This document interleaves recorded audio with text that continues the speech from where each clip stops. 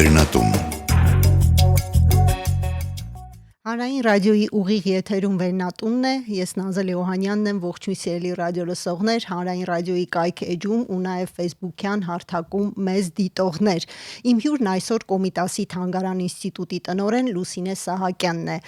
Մենք կփորձենք այսօր թանգարանը դիտարկել մշակութային, գիտական, խորհրդանշական դիտանկյուններով ու իմաստներով։ Ողջույն սիրելի Լուսինե, շնորհակալություն մեզ հյուրընկալվելու համար։ Ողջույն սիրելի Նազելի, եւ ես եմ շնորհակալ, որ ինձ հրավիրել եք այս հարցազրույցի։ Հանրային արդեն կարելի ասել հին ընկալումներում Կոմիտասի անունը հաճախ ասոցացվում է ազգային տրավմայի հետ։ Մյուս կողմից մենք բազմիցս խոսել ենք հենց այս տաղավարում Կոմիտասի լուսավոր, դրական, կենսական կերպարի մասին եւ փորձել ենք հակադարձել այդ տրամադրություններին, ինչպես է թանգարանին այսօր հաջողվում լիովին ներկայացնել Կոմիտասի կերպարը եւ հատկապես դրական կերպարը, որը ապագայի հանդեպ նաեւ լավատեսության մշակույթի կրող կարելի այսպես համարել։ Մի քանի հարց կա ձեր այս մեկ հարցի մեջ, թանգարանը 11 տարեկան է ընդամենը եւ թանգարան իր ստեղծման օրվանից աշխատել է Կոմիտասին հանրահռչակելու ուղղությամբ, ընդ որում Կոմիտասը, նրա երաժշտական, նրա երաժշտագիտական ժառանգությունը։ Եվ մենք պիտի անշուշտ շարունակենք այդ լավագույն ավանդույթները, որը ստեղծված է առհասարակ կոմիտասագիտության մեջ։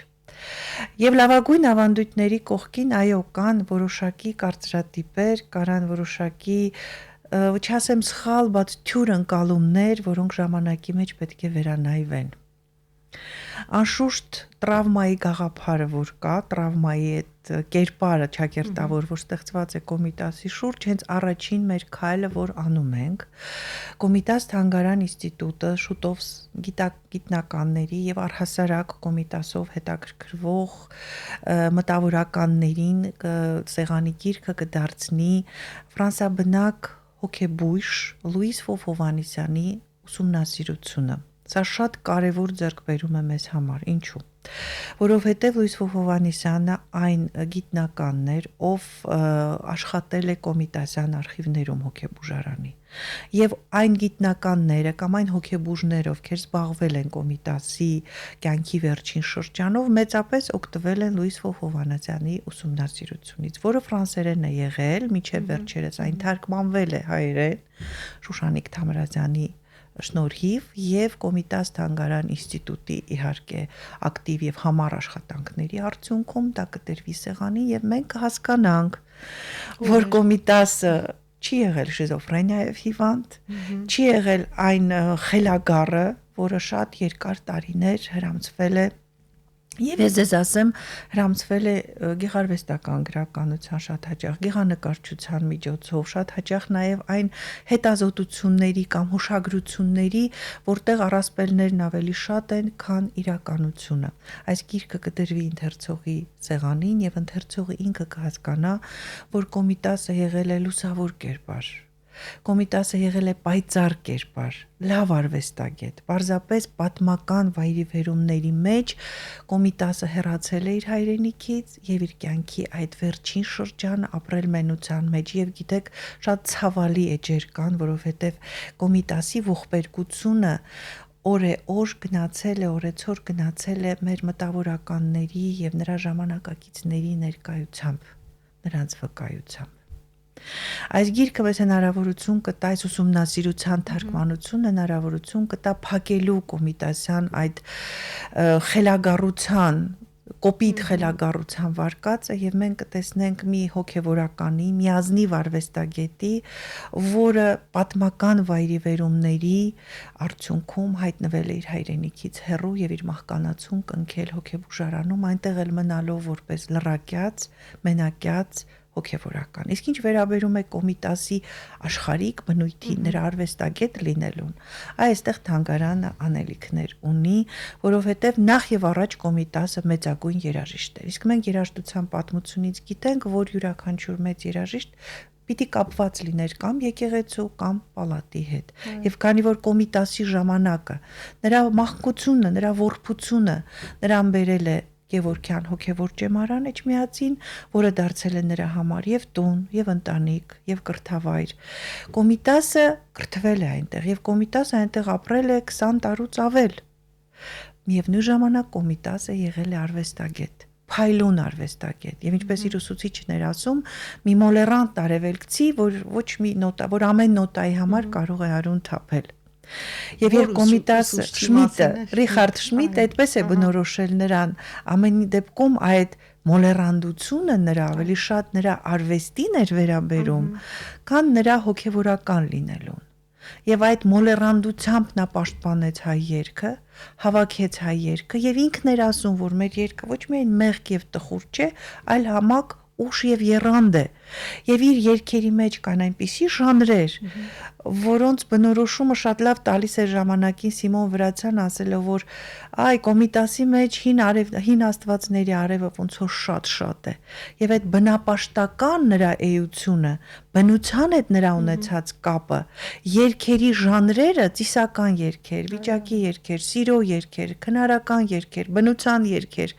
սրանք բոլորը կյանքի գովերքումն են Կոմիտասի, կենսախինդ կերպարը, կենսուրախ, հումորով, ինչ որտեղ նաև թաթերական տարերով, դերասանական տարերով իր մեջ։ Եվ սա կան բազմաթիվ վկայություններ սրա մասին եւ հենց այս ուղղությամբ գնալով կդառնանք, կունենանք բոլորովին ուրիշ Կոմիտաս։ Իսկ հրաշալի է այդ գրքի լույս տեսում, իսկապես մենք կարող ենք մեզ շնորհավորել այդ գրքի առիթով, արդյոք այդտեղ կարող ենք ասել, որ ամբողջովին մենք բացահայտված կտեսնենք Կոմիտասի հետ կապված ամեն ինչ, թե դեռ կան գիտական հետազոտություններ, նորից կան առեղծվածներ, որոնք բացահայտման կարիք ունեն։ Քանի դեռ գիրքը չի հանրայնացվել, շատ բան չեմ կարող ասել, միայն ասեմ, որ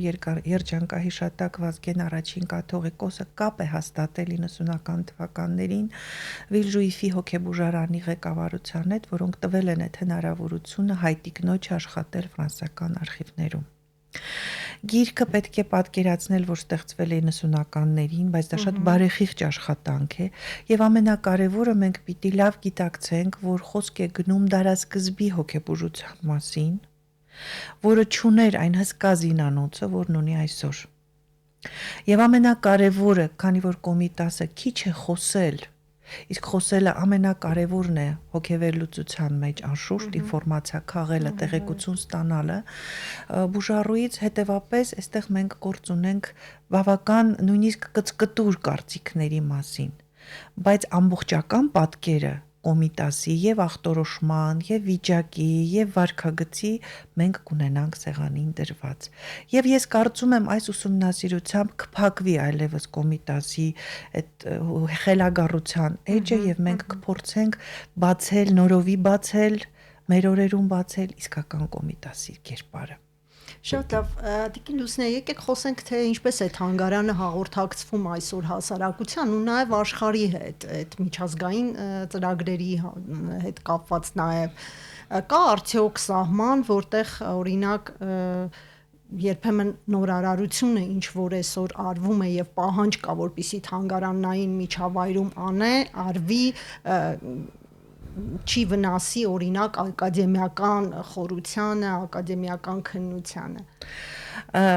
Տեղին հարց եք տալիս Նադելի ջան, որովհետև մշտապես մենք մտածում ենք, որ ինչ որ մի ստեղծագործական մտահղած կարող է խախտել ակադեմիական այն կարծրատիպերը, որոնք կան, բայց քանի որ ինքը թանգարանը մշակութային վայր է, ոչ ֆորմալ կրթության, բայց կրթական վայր է։ Եվ այստեղ այցելուները գալիս են ծանոթանալու ոչ միայն պատմությանը, այլև այդ պատմության վերաիմաստավորմանը մեր օրերում։ Իսկ դա շատ կարևոր է, որովհետև ես Կոմիտասի թանգարան ինստիտուտն ասում եմ Կոմիտասի տուն, այսինքն այն տունը, որը երբևէ նա չի ունեցել։ Եվ ամենակարևորը, որ այս տունը գտնվում է պետության հոգացության տակ, ԿԿՄ նախարարություն, հոգացություն, հիմնադրամի գործունեություն այսօր, որ մեր կողքին են եւ մշտապես մեր ծրագրերին աջակցում են։ Սա շատ կարևոր է։ որովհետև Կոմիտասը երբեք չի ունեցել պետական հովանավորչություն։ Այսինքն մենք կարող ենք արդեն մի քայլ առաջ նայել։ Եվ ինչ է նշանակում արդիականացնել պատմությունը, ինչ ենք մենք բերելու պատմությունից եւ ինչպես ենք արդիականացնելու։ Կոմիտասը իր ժամանակի ամենալուսամիտ մարդն է եղել։ Երբ որ ասում ենք համաշխարհայնացում, առաջին հերթին ես Կոմիտասին եմ պատկերացնում, ով տիրապետել է մի քանի լեզուների, իմացել է մի քանի մշակույթ, խոսել է եւ մեր երաժշտությունը հանել է դուրս համաշխարհային ասպարեզ։ Ինչ է գլոբալիզացիա մեծ իմաստով, դա երկխոսություն է մշակույթների։ Եվ այդ Կոմիտասի պատգամների շարունակությունը այսօր էլ պետք է լինի, այսինքն մենք Կոմիտասի միջոցով մեր արվեստը, մեր երաժշտությունը, կոմպոզիտորական մեր դպրոցի ամբողջ գանձարանը պետք է կարողանանք արժանավայել եւ ճիշտ ձևով ներկայացնել համաշխարհային մշակույթի մեջ։ Թանգարանում այսօր, բացի այն, որ ձայնադարան ենք մենք ստեղծել, որտեղ հնարավորություն կա ունկնդրելու Կոմիտասի ձայնը։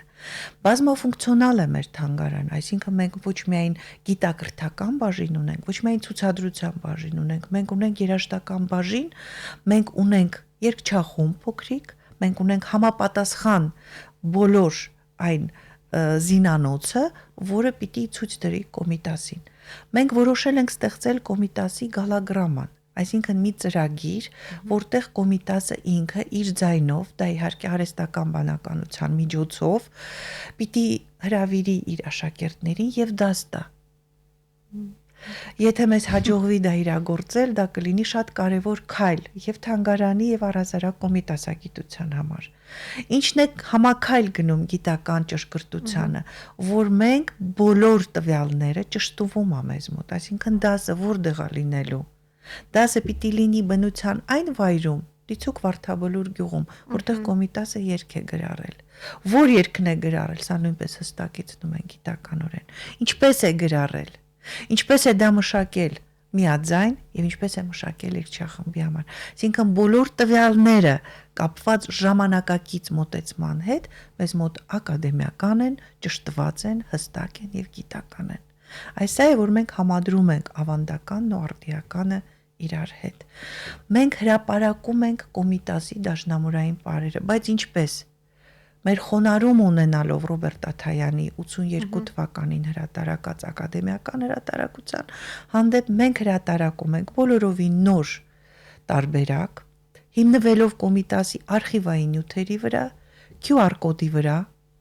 ուրտեքստի վրա, այսինքն որ անգլերեն թարգմանությունների վրա նախաբանի եւ ծանոթագրությունների, որոնք հագեցած են ժամանակակից արդեն ինֆորմացիայով եւ հետեւապես այս նոտաները, որ դաշնակահարները, բոլոր դաշնակահարները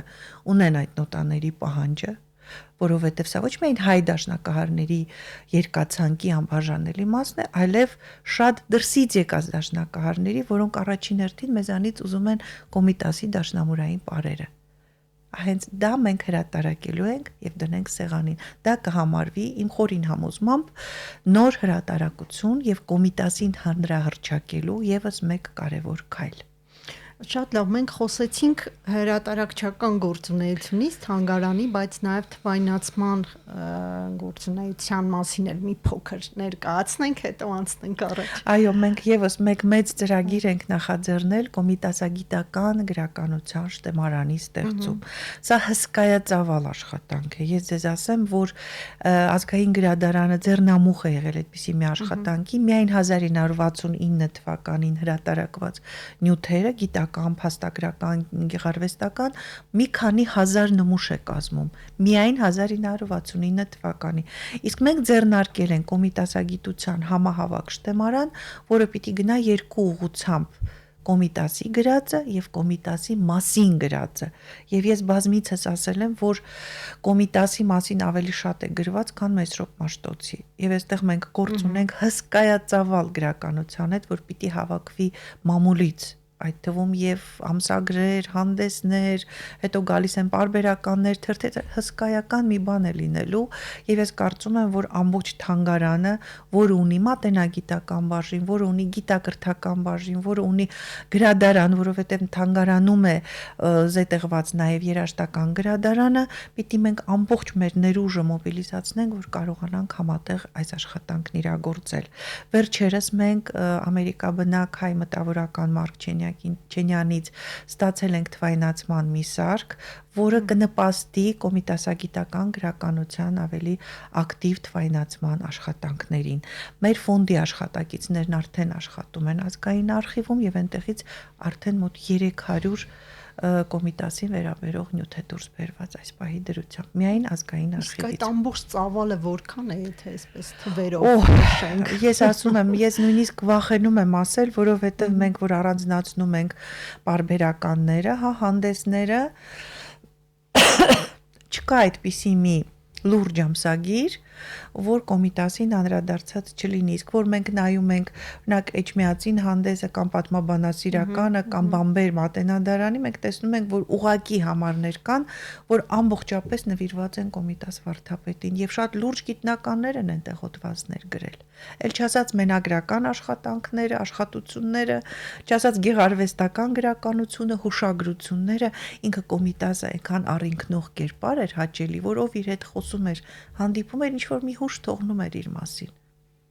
Իսկ Կոմիտասը արդյոք նաև հասարակական գործունեության դաշտում եղել է, այսինքն շփվել է հասարակության հետ, զբաղվել է ազգային խնդիրներով, ուզում եմ իմ հիշելով կար այդպիսի մի բան իր կենսագրությունում, եթե սխալվում եմ ինձ ուղեք։ Կոմիտասը եղել է ազգային մեծ գործիչ, Նազելի ջան, եւ Կոմիտասի ամբողջ գործունեությունը միտված է եղել ազգային երաժշտության ինքնուրույնության, այդ գոյության փաստի ապացուցմանը։ Սա իր մոտ եղել է ծրագիր։ Ես գրեթե համոզված եմ, որ Կոմիտասի ամեն քայլը ծրագրավորված է եղել։ Կոմիտասը հանրային դեմք էր։ Կոմիտասը Պոլսում շփվում էր բացառապես այնպիսի անհատների հետ, թագավորական ընտանիքների հետ, բայց սա ոչ թե խոսում է թագավորական ընտանիքների առավելության կամ Կոմիտասի այդ ինչ որ բարձրաշխարհիկ մարդկանց հետ շփվելու, բացարձակապես ինքը իր նամակներում գրում է, որ շփվում է եւ թուրք, եւ հայ բարձրաստիճան անհատների, դեսպանների հետ միայն Պոլսում կոնսերվատորիա բացելու ծրագիր իրագործելու համար։ Այսինքն նրա յուրաքանչյուր շփման, յուրաքանչյուր համերգի, յուրաքանչյուր ուսումնասիրության հետևում կանգնած է հայ ժողովրդի, հայ երաժշտության, հայ քաղաքակրթության տարածման, պահպանման, պրոպագանդման հսկայական ծրագիրը։ Ծրագիր, որով այդ բացառիկ մարդը առաջնորդվել է։ Իսկ այդ ծրագիրը մենք կարող ենք այսօր շարունակել։ Այո, մենք ոչ միայն կարող ենք, մենք պարտավոր ենք շարունակել։ Եվ ես բազմաթիվ իմ ելույթներում ասել եմ, ինքս նելայեմ լինելով կոնսերվատորիայի դասախոս, երբ որ ես նայում եմ մեր երիտասարդներին, ես ես ավելին ասեմ, երբ որ ես ունկնդրում եմ մեր երիտասարդներին Կոմիտասի տանը, ինձ թվում է, որ մենք Կոմիտասյան 1, 2 կամ 3 պատգամ անում ենք, որն է երգել հայ մաքուր երգը, լավ երգել եւ կարողանալ այդ երգը հասանելի դարձնել այն լսարանին, որ հաճախ հավաքվում է թանգարանում ունկնդրելու Կոմիտաս։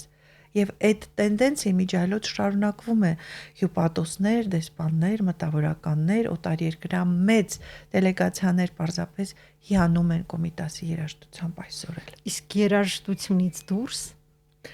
երաժշտությունից դուրս իր պատգամները, երաժշտությունից դուրս կար Կոմիտաս երաժշտագետը, կար Կոմիտաս տեսաբանը, կար էթնո երաժշտագետ եւ Կոմիտասի հոդվածներն ու նամականին, որ մենք թերթում ենք, հասկանում ենք, որ իր երաժշտական մտահղացումները դրանք իր մտքի երաժշտական մարմնավորումներն են, այսինքն սկզբում նա շարադրել է իր ծրագիրը, իր տեսակետները, իր դրույթները եւ հետո իր երաժշտությամբ կյանքի է կոչել դրանք։ Շատ լավ, մենք խոսեցինք նաև ընդհանրապես օտարերկրյա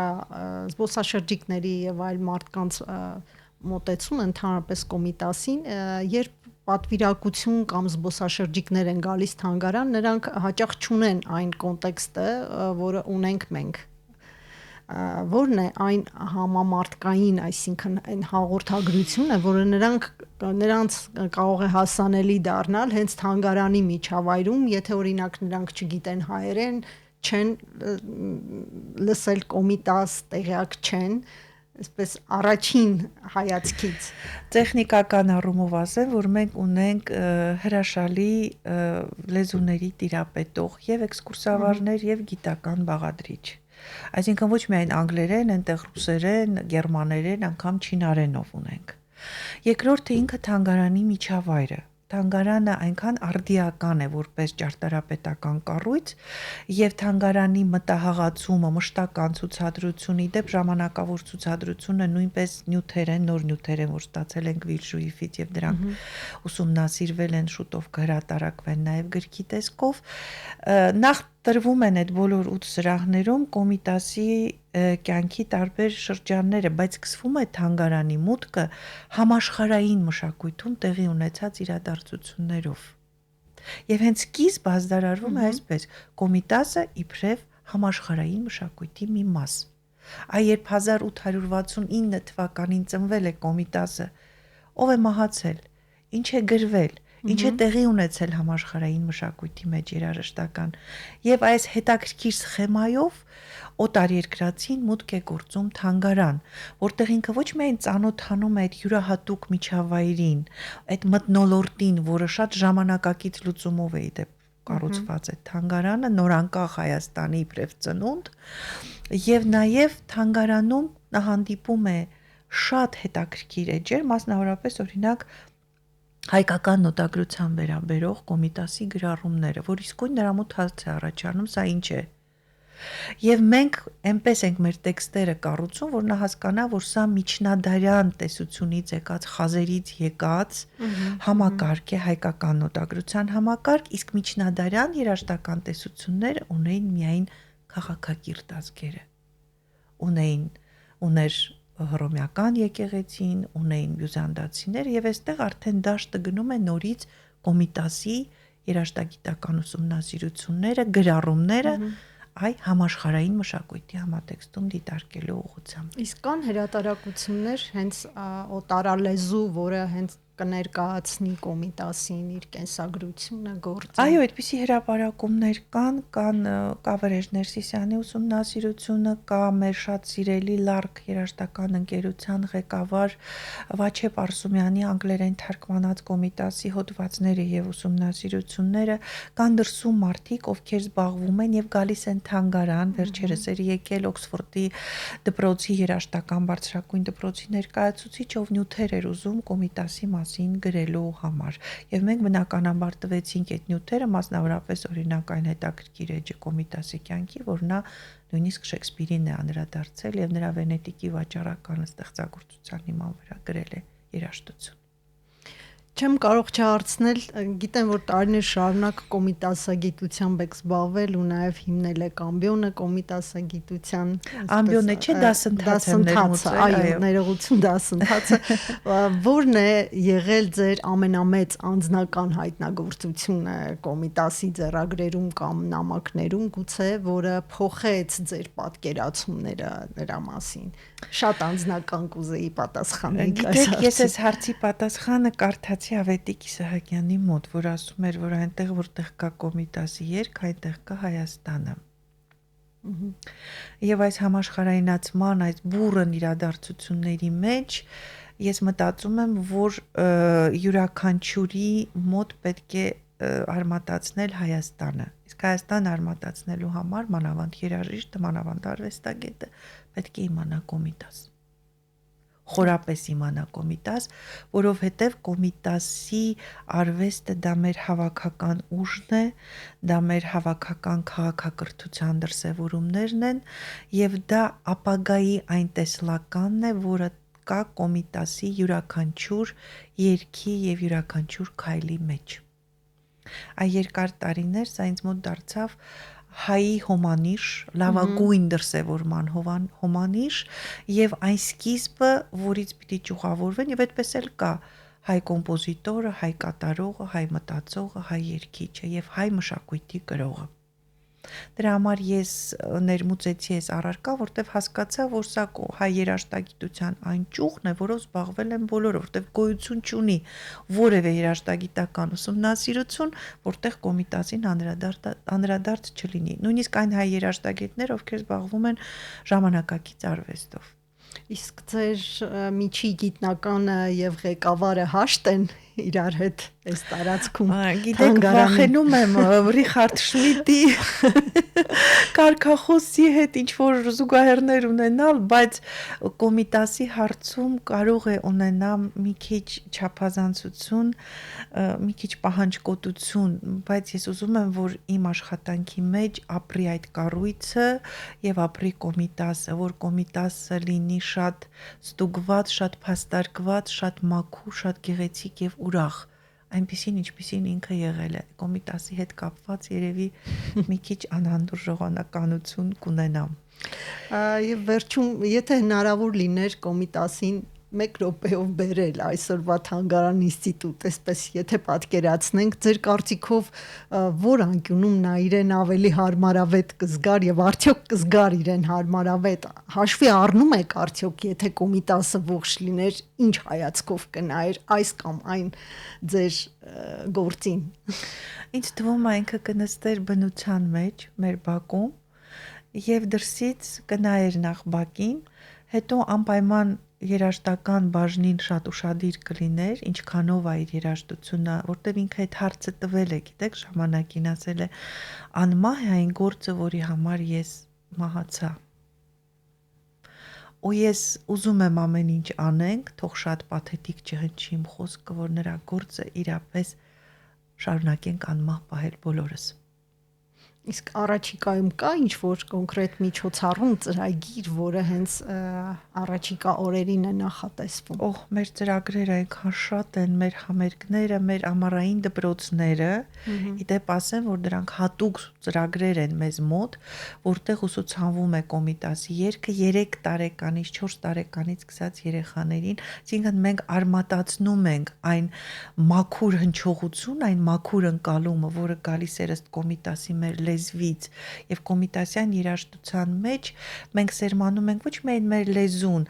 այլև մեր լեզվի միջոցով աշխարհի լեզուները հասկանալու ունակությունը։ Ինչպես։ Ես համարում եմ այսպես, քանի որ ինքը Կոմիտասը ասում էր, որ յուրաքանչյուր ազգի երաժշտություն իր ազգի խոսքի ելևէջներից է ծնվում, իսկ համարում ենք նաև, դա ես չի ասում եմ իհարկե լեզվաբանները, որ հայերեն իմացող, հայերենի ճյուղեր իմացող մարդիկ ավելի հեշտ են ընկալում, ավելի բաց են օտար լեզուների հանդեպ։ Հետաքրքիր է։ Իսկ կա ստեղծագործություն, որը ավելի շատ եք սիրում Կոմիտասից, որը ձեզ ուղեկցում է շատ հաճախ։ Շատ բարդ հարց եք տալիս, ես շատ սիրում եմ Տեր Ողորմյան, ես շատ սիրում եմ օրինակ Քելեր Ցոլերը, ես շատ մտածում եմ այդ Քելեն ոնց է ինքը կարողացել, նույնիսկ դե պարել է բնականաբար հայ պարագետները Կոմիտասին են տեսնում այդ ակունքներում կանգնած, նաև ոնց է կարողացել այդ նազանքը հայկական նազանքը եւ այդ քիչ նոտաներով այդ մեծ արտահայտչականություն ինչպես է կարողացել Կոմիտասը ստեղծել ֆենոմենալ երաժիշտ է անշուշտ ֆենոմենալ հրաշալի շնորհակալություն Տիկին Լուսինե այս առիթի համար եւ հետաքրքիր զրույցի համար կարծում եմ այլ առիթներ մենք կունենանք մենք սպասում ենք այդ գրքին անհամբեր ենք սպասում գուցե առիթ ունենանք նաև այդ գրքի շուրջ այստեղ զրույց ունենալ մոտավորապես երբ է սպասվում եթե դե հիմա արդեն տպարան կիչնի մոտ ժամանակներում դաշնամուրային պարերը եւ ես մի քանի հայտնի դաշնակահարի խոստացել եմ նվիրել դրսից եկած եւ հաջորդը կգնա արդեն Լուիս Ֆոֆովանյանի ուսումնասիրության թարգմանությունը գրքի տեսքով շատ շուտով Շատ լավ, շնորհակալություն։ Սիրելի ռադիոլսող, իմ հյուրն այսօր Կոմիտասի Թանգարան ինստիտուտի տնօրեն Լուսինե Սահակյանն էր, զրույցը վարեց Նազել Յոհանյանը, կհանդիպենք։